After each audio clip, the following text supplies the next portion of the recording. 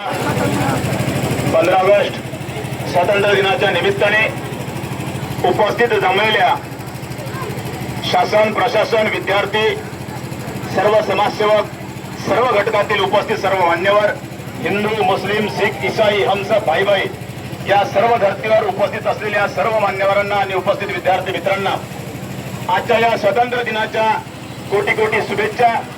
आजचा हा दिवस आपल्या सर्वांसाठी, राज्यासाठी, राष्ट्रासाठी आणि समस्त या देशातील मानवतेसाठी हा स्वातंत्र्याचा उत्सव, हा राष्ट्रीय उत्सव आपला सर्वांचा उत्सव आहे। या उत्सवाच्या निमित्ताने सर्वांना शुभेच्छा देत असताना मी एवढंच सांगतो, देश, राज्य आणि राष्ट्र याला समर्पित भावनेने काम करणाऱ्या सर्व महामानवांना, सर्व महापुरुषांना मी विनम्र अभिवादन करतोय।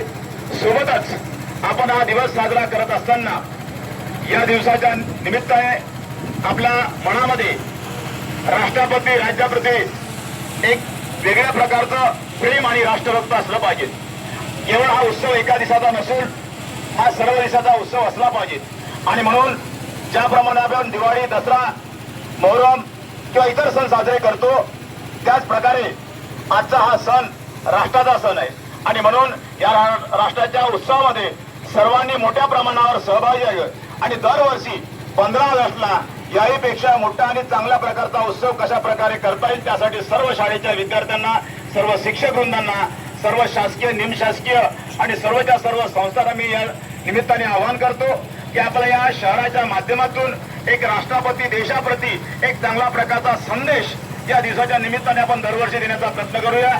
सर्व लोक यावेळेस आपलं काही कमी जास्त नियोजन असल्यामुळे येऊ शकत नाही, पण पुढच्या 15 ऑगस्टला आपण सर्वांनी, सर्व घटकातील, हिंदू असेल, मुस्लिम असेल, ईसाई असेल, ख्रिस्त असेल, तिंदा असेल, आदिवासी असेल, बहुजन असेल, कोणी असेल, या सर्व घटकातील लोकांनी मोठ्या संख्येनं एकत्र येऊन आपण एकतेचा संदेश, राष्ट्राच्या प्रेमाप्रती आपण दिला पाहिजे। भारत मातेला आपण वंदन केलं पाहिजे। एवढंच या दिनाच्या निमित्तानं आपल्याला सर्वांना शुभेच्छा देतो। हो भारत माता की, हो भारत माता की, वंदे वंदे वंदे। यानंतर राष्ट्रगीत होईल आणि समाप्त होईल।